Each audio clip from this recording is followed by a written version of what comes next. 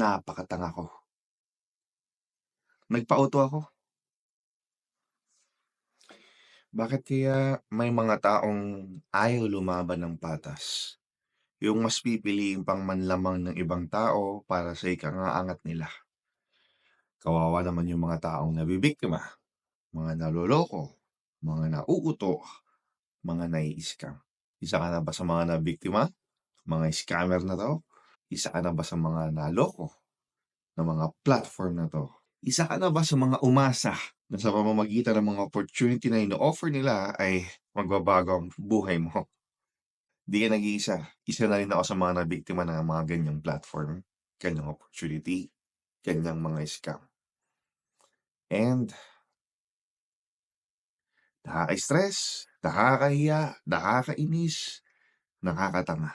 In this video, gusto ko kayong ma-inform. Gusto kitang magabayan. Nang sa ganon, ay hindi ka na ulit or at least maiwasan mo ng mabiktima ng mga scams sa trading.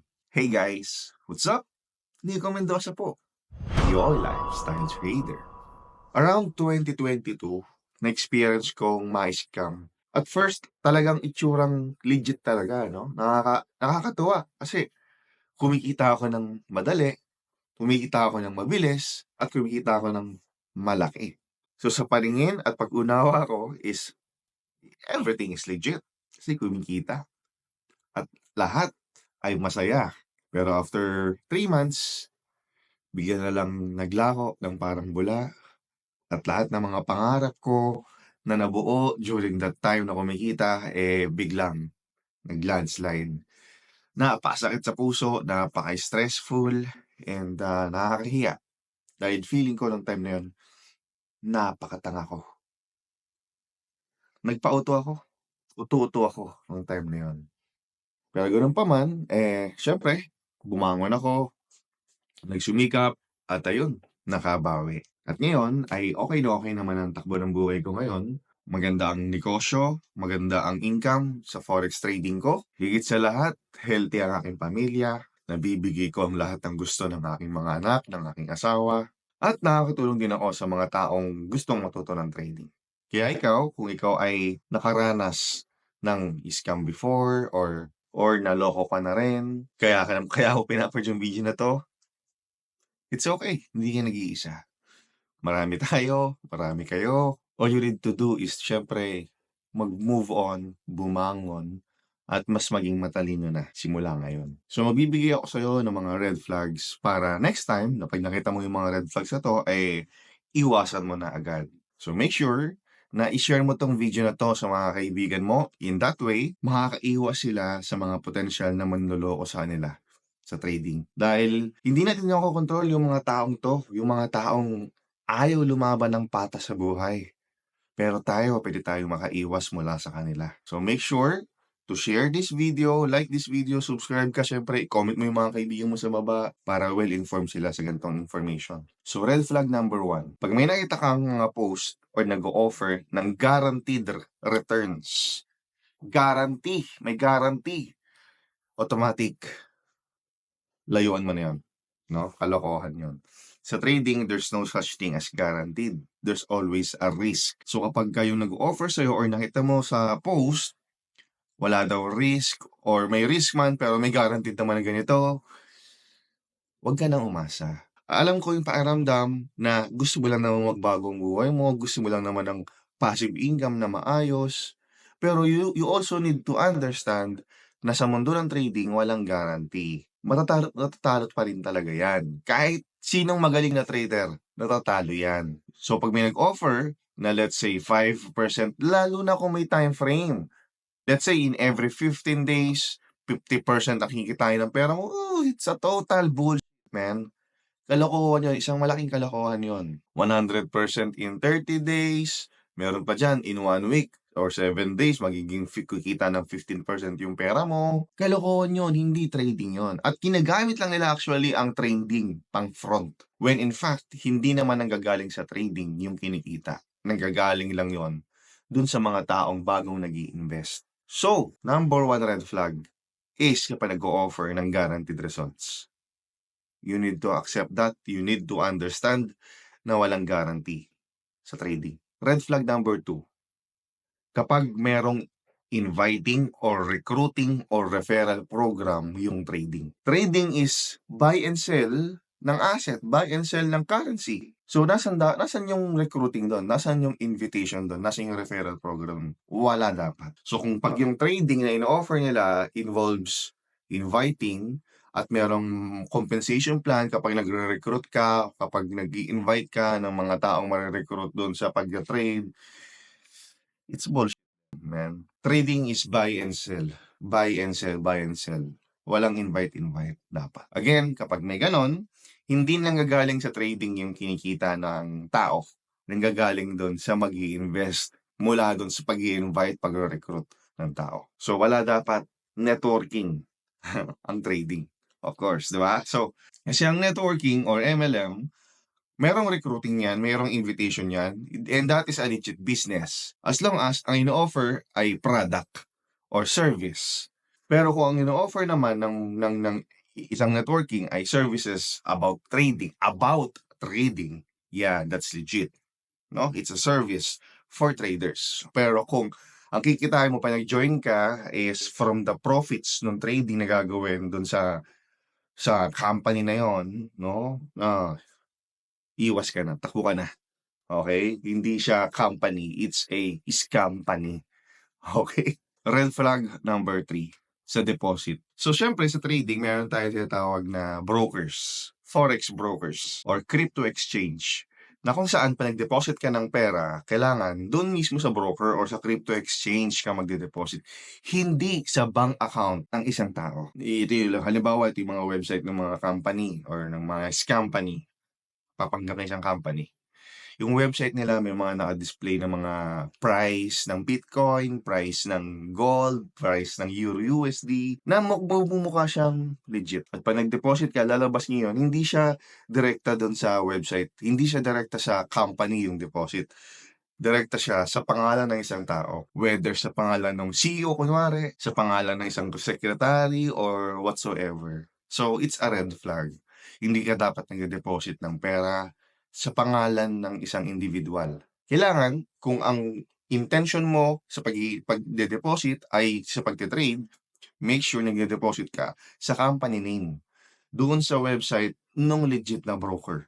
Hindi sa company na may nagkukunwaring CEO. So, tatandaan mo, pag-deposit ka sa broker, hindi sa pangalan ng ibang tao. Red flag number 4. Let's say, wala na, nakapasok ka na, nag-invest ka na, ongoing na, natutuwa ka, pero nung time na nag-withdraw ka, may hinihinging bayad. Yan, kawawa. Ang dami nag-message sa akin na ganyang sitwasyon. Kumita daw sila ng mga 100,000 pesos, 200,000 pesos, kaso para makapag-withdraw, kailangan pa muna nila magbayad ng 20% nung i-withdraw. Para saan yan 20%? Bakit may 20%? Mag-withdraw ka lang naman. Sa bangko ba, pinagbabayad ka ng 20% para makapag-withdraw sa ATM? Isang malaking kalokohan, di ba? So, sinasabi nung iba na yung babayaran mo daw para makapag-withdraw ka is some sort of tax or processing fee. Well, alibay na lang yon para lang makapagbayad ka pa, makapagdagdag ka pa ng ibabayad sa kanila para dagdag kita pa nila yon. So, pag humingi sila ng gano'n, kawawa kasi yung iba talagang nagpapauto pa din, mas tinitignan nila yung makukuha nilang malaki. For example, 100,000 i-withdraw nila, pinagbabayad sila ng, let's say, 20,000 pesos. Okay lang daw kasi kung 100,000 i-withdraw nila, binayad nila ng 20,000, so meron silang neto na 80,000 pesos. Hindi nila naisip na kung babayad sila ng 20,000, nadagdagan pa sila ng talo na 20,000. Yung iba, nag-message sa akin, too late. Nakapagbayad na sila. Nagtanong lang sila kung kailan nangyari na. Kung kailan ginawa na nila. So, kapag ang ininvestan mo ay humingi pa ng upfront payment bago ka makapag-withdraw, wala na yung pera mo. Tanggapin mo na yon. Wala na yan. Wala ka na makukuha. Red flag number 5. Kapag may mga nag-message sa'yo ng mga dummy account. So, usually, mga ibang lahi ang profile picture. Tapos, sa kanilang bio, ang dami nilang mga background. Former CEO, blah, blah. former CEO daw siya ng ganitong company, former executive assistant of this company, former founder of blah blah blah. Ang haba, ang daming nasa bio, napakalupit, 'di ba? Ta's bigla kang ime-message.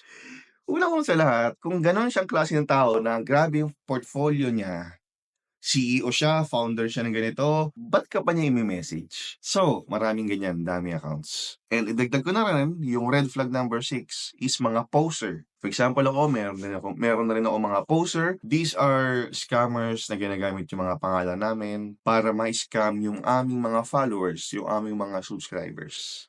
Nagpapanggap silang kami to offer something dun sa mga followers. Kaya palagi ko sinasabi na I will never message you offering you something, some sort of investments or whatsoever. I will never message you. Walang reason for me to message you. The only way na magkausap tayo is kapag nag-message ka sa akin dahil meron kang gustong itanong sa akin about trading. Pero, yung ako mismo ang mag-message sa'yo for the very first time, never. So let's say yung influencer or content creator na pinapanood mo ay bigla kang mi-message, matutuwa ka, grabe may message ako yung ganito. Wag. Kasi hindi ka naman sigurado kung siya talaga yon. So lagi mo tatandaan ha, lagi mo tatandaan yung mga taong fina-follow mo sa social media na legit na nagtuturo or whatsoever, nagbibigay ng mga value from YouTube, sa Facebook, we will never message you at we will never offer you something, some sort of investments. Ako personally, hindi po ako ma-accept ng investment, hindi na ako nag-o-offer ng investment. So pag meron ka natanggap na message using my picture or even my name, alam mo na, hindi po ako yun. And after all, nasa baba naman sa description box or sa comments, yung aking official social media accounts. So yan lang po yung aking mga legit na social media accounts. So these are the most commonly known red flags na dapat alam mo na by now so that hindi ka na mabiktima ng mga taong manggugulang. So alam mo na yung mga iiwasan mo guaranteed returns, invite, takimikita sa trading, deposit sa ibang tao, pag nag-withdraw ka may hinihingi pang upfront na bayad, mga posers, mga dummy accounts, yan, mga red flag yan. And also, dagdag ko na rin, hindi porket yung CEO, kuno ng isang kumpanya ay humaharap, nakikipag-meet up sa'yo, lumalabas sa Zoom, meaning ay legit na. No. Naalala mo yung kwento ko kanina? Na-scam ako, naloko ako. Paniwalang-paniwala ako dahil yung CEO, yung may-ari daw, araw-araw lumalabas sa Zoom. So, ibang level na po yung mga manloloko ngayon. Ibang level na yung mga manggagancho ngayon. Sobrang kakapal na, sobrang titigas na ng mga mukha nila. Na humaharap sila sa'yo na sobrang mukhang mababait, pero binibenta na nila yung kaluluwa nila sa demonyo. Well guys, pasensya na sa mga words na ginagamit ko. Sobrang galit na galit lang talaga ako sa mga taong 'to. Ako lumalaban ako ng patas. Kung nasa man ako ngayon, never akong tumapak ng tao para maabot yung ganong klase ng buhay. And yet, itong mga tao na 'to na sobrang nagpapakasarap sa buhay, na galing sa mga pinaghirapang pera natin, yung nilulustay nila. Kaya ako talagang 'pag nakikita ko na sa social media, hindi natin makokontrol, Mawawala ang isa, papalit ang bago, mawawala na naman sila, papalit ng bago. It's a cycle. So ang kaya ko lang gawin is ma-inform kayo sa mga ganitong mga schemes para makaiwas kayo, para makapag-ingat kayo at hindi kayo mabiktima ulit or hindi kayo mabiktima at all ng mga ganitong klaseng kalokohan. So I hope ngayon well-informed ka na at hindi ka na mabiktima ng mga ganito. So, if you think na yung mga kaibigan mo ay kailangan din marinig 'to, kailangan mapanood, kailangan nilang malaman 'to, please, unahin mo na yung pamilya mo, ipanood mo sa kanila 'to para hindi mangyari sa kanila yung ayaw nating mangyari. Kung ikaw ay naloko na ng mga ganitong mga kalakaran at wala kang mapagsabihan, open ang comment section para sa'yo. Babasahin natin 'yan. Puwede mo ikwento sa baba kung ano yung nangyari sa'yo para meron kang outlet. Huwag mong sarilinin kasi napaka-stressful niyan, nakaka-depress, 'di ba? Kuwento mo sa baba kung ano nangyari, basahin natin 'yan.